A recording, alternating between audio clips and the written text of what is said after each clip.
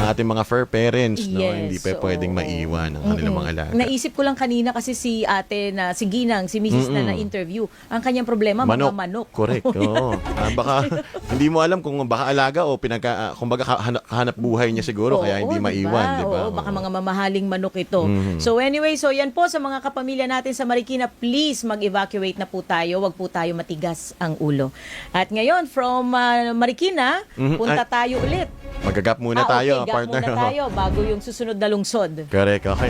Manatili po nakatutok dito pa rin sa DZMM Teleradyo at DZMM Radyo Patrol sa 630. Marami pa po tayong updates na dadalhin at i-report sa inyo. Magbabalik po ang ating programa. Bantay Habagat DZMM Special Coverage.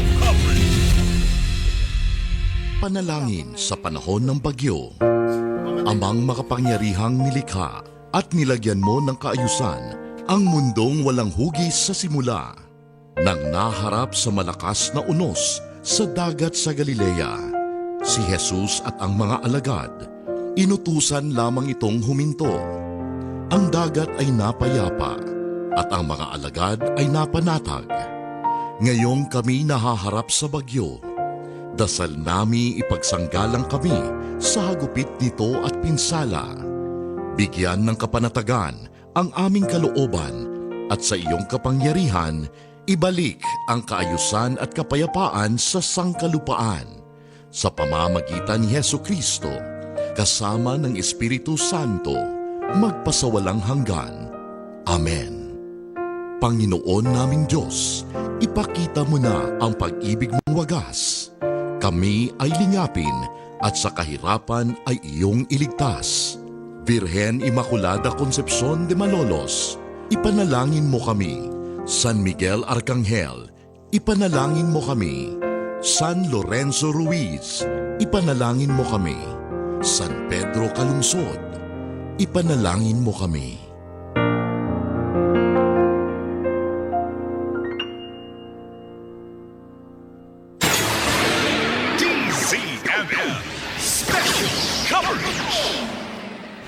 Bantay Habagat DZMM Special Coverage. Oras natin, 10 minuto bago mag-alas 11 ng gabi. Kasama niyo pa rin po si Dan Capucion. At ang inyong ateng Amy Estare, hanggang alas 12 po tayo, ha? Naku, tayo ang taong bahay ngayon, partner. Pero alam mo, talaga nakakabahala yung sinabi kanina ni DRRMO, no? Na ito ay parang kung titingnan mo, talagang mas pa siya kay Ondoy.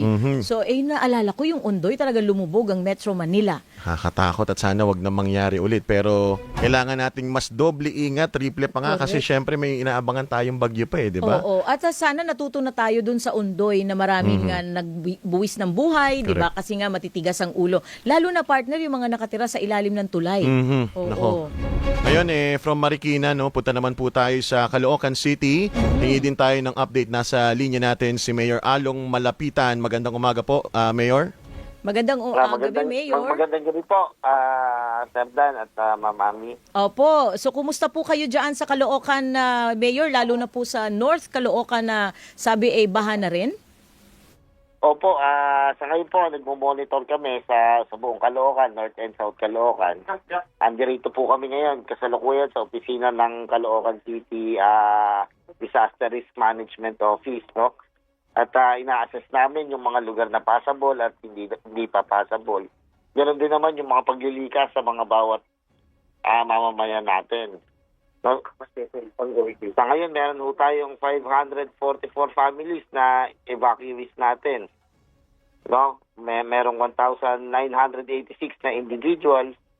Ito naman po ay binibigyan natin ng mga pagkain, hot meals at mga sleeping tents at kits po. Yung ating namang Tulyahan River, nasa critical level na po tayo ngayon. At ang mga critical areas po natin na ngayon ay yung Barangay 165 at Barangay 167. Opo. Mayor, napakalawak po ng Caloocan, pero itong North Caloocan ang talagang nasa balita ngayon na malalim ang baha. Opo, ilang barangay po ba ang nandito sa North Caloocan? Sa North Caloocan, magmula po Barangay 165 hanggang Barangay 190. 192, 188, tas bagong barangay na 5. Oo, so 193. opo, hanggang 193. So ito po, Opo. dito po ba sa lugar na to, Mayor, dito kayo nag-evacuate o sa ibang areas pa itong sinasabi mong 544 families? Buong Caloocan na po yun. May mga part po ng Caloocan South, may mga part din po ng Caloocan North. Okay. So, kanina kasi partner, may napaulat na may missing na bata dito sa North Caloocan. Nabalitaan mo po ba ito, Mayor? Opo, ongoing naman po ang ating mga rescue operation. Hanggang ngayon po, hinahanap pa rin po natin yung